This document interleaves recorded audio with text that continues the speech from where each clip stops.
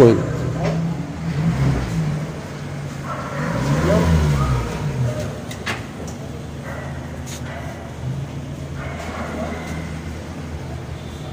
अस्सलामु अलैकुम वरहमतुल्लाहि वबरकातुहू।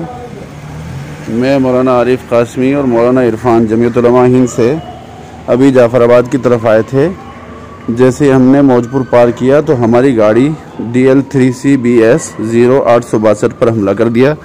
हमें भी काफ़ी चोट आई हुई हैं। और अभी जैसे ही हम लोग आए हैं तो हमारे ऊपर जो डंडा और वो सब लाठी चार्ज, वो क्या नाम, जो आवाम है उन्होंने हमारे ऊपर हमला किया, पत्थर बरसाए और हमारी गाड़ी को पूरा तहस नहस कर दिया है। चारों तरफ से गाड़ी तोड़ दी है और हमारी पूरी तरीके से पिटाई करी है। बड़ी मुश्किल से हमने जान बचा करके हम गोकलपुरी थाने में इस वक्त मौजूद हैं।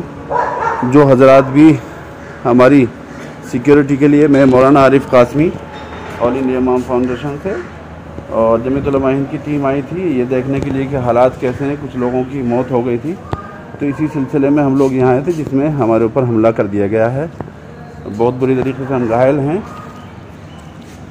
गाड़ी पूरी तहस नहस कर दी गई है। जो भी जहाँ तक इस वीडियो को पहुँचा सके प्लीज़ पहुँचा दें।